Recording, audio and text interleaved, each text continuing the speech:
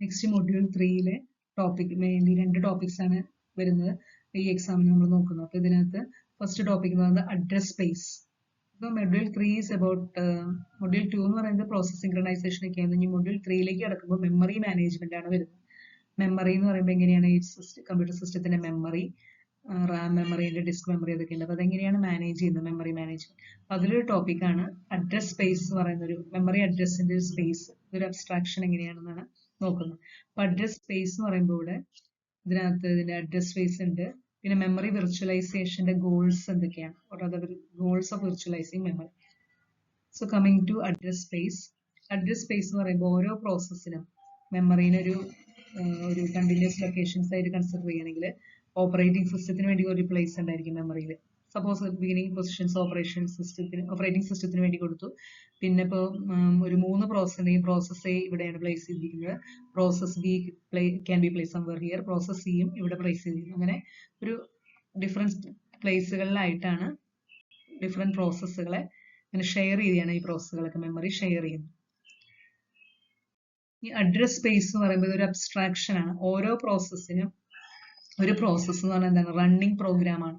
ഇപ്പൊ റൺ ചെയ്യുന്ന സമയത്ത് ഓരോ പ്രോസസ്സിന് എന്ത് കിട്ടും, റാം മെമ്മറി അവൈലബിൾ ആയിരിക്കും. റാം മെമ്മറി അവൈലബിൾ ആയിരിക്കുമ്പോൾ അതിൽ എങ്ങനെയാണ് ഇത് സ്റ്റോർ, ആ പ്രോസസ്സ് കാര്യങ്ങൾ സ്റ്റോർ ചെയ്യുന്നതെന്ന് വെച്ച് കഴിഞ്ഞാൽ കോഡ് സ്റ്റോർ ചെയ്യാനായിട്ട് ഒരു ഏരിയ ഉണ്ടായിരിക്കും ബിഗിനിങ്ങിൽ. അതിന് താഴെ വരുന്ന ഹീപ്പ് എന്ന് പറയുന്ന ഒരു ഏരിയയാണ് ഹീപ്പ് ഏരിയ. ഹീപ്പ് ഏരിയയിൽ സ്റ്റോർ ആവുന്ന എന്താണ്, ഡൈനാമിക് മെമ്മറി അലോക്കേഷൻ. ഡൈനാമിക് ആയിട്ട് ചെയ്യുന്ന മെമ്മറി അലോക്കേഷൻ ആണ് ഈ ഏരിയയിലേക്ക്, ആ മെമ്മറിയാണ് ഇതിലേക്ക് വരുന്നത്. ഡൈനാമിക് എന്ന് പറഞ്ഞാൽ റൺ ടൈമിൽ, ഇപ്പോൾ ഫോർ എക്സാമ്പിൾ ജാവ അല്ലെങ്കിൽ C++ ഒക്കെ ന്യൂ ഓപ്പറേറ്റർ വെച്ചിട്ട് ഒബ്ജക്റ്റ് ഉണ്ടാക്കുമ്പോഴൊക്കെ റൺ ടൈമിലാണ് അത് വരുന്നത്.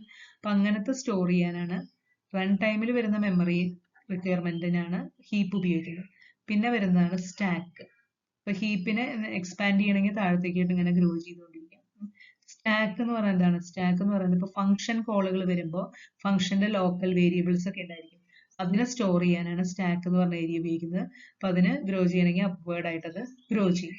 ഇത്രയൊക്കെയാണ് അതിൽ പറയുന്നത്. അപ്പൊ അഡ്രസ് സ്പേസ് എന്ന് പറഞ്ഞു കഴിഞ്ഞാൽ, അഡ്രസ് സ്പേസ് എന്ന് പറഞ്ഞ ഒരു അബ്സ്ട്രാക്ഷൻ, ഓപ്പറേറ്റിംഗ് സിസ്റ്റം ക്രിയേറ്റ് ചെയ്യുന്ന ഒരു അബ്സ്ട്രാക്ഷൻ ആണ്. ആക്ച്വലി പ്രോസസ്സ് ഇവിടെ ആയിരിക്കില്ല സ്റ്റോർ ചെയ്യേണ്ടത്, വേറെ എവിടെയെങ്കിലും ആയിരിക്കും. പക്ഷെ the process will have, user will have a field that it is stored here, that is code ആദ്യം സ്റ്റോർ ചെയ്യും. പിന്നെ ഹീപ്പ് എന്ന് പറഞ്ഞ ഒരു പാർട്ട് ഉണ്ട്, പിന്നെ അത് ഹീപ്പ് താഴത്തോട്ടാണ് ഗ്രോ ചെയ്യുക. It is for run time memory store ചെയ്യാനാണ്. പിന്നെ സ്റ്റാക്ക് എന്ന് പറയുന്നത് ഫംഗ്ഷൻ കോൾസിന്റെ ഇത് സ്റ്റോർ ചെയ്യാൻ വേണ്ടിയിട്ടാണ് യൂസ് ചെയ്യുന്നത്. ദെൻ ഇതൊരു എക്സാമ്പിൾ ഇവിടെ കാണിച്ചിരിക്കുന്നു. പ്രോഗ്രാം കോഡ് 0 to 1 വരെ സ്റ്റോർ ചെയ്തിരിക്കുന്നു, ഹീപ്പ് 1 to 2 വരെ സ്റ്റോർ ചെയ്തിരിക്കുന്നു, പിന്നെ കുറച്ച് മെമ്മറി ഏരിയ ഫ്രീ ഉണ്ട്, ഇവിടെ സ്റ്റാക്ക് സ്റ്റോർ ചെയ്തിരിക്കുന്നു.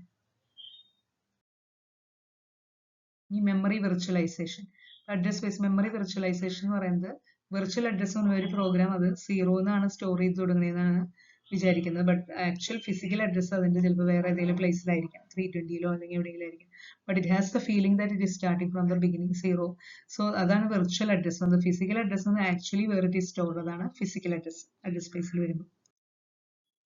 ഈ മെമ്മറി വിർച്വലൈസേഷന്റെ ഡിഫറെന്റ് ഗോൾസ് ഏതൊക്കെയാണ് ഗോൾസ്? ഒന്ന് transparency, virtual memory invisible to the running പ്രോഗ്രാമിന് ഏതൊക്കെയാണ് ആക്ച്വലി എവിടെയാണ് മെമ്മറി സ്റ്റോർ ആയിരിക്കുന്നത് എന്ന് മനസ്സിലാവുന്നത്.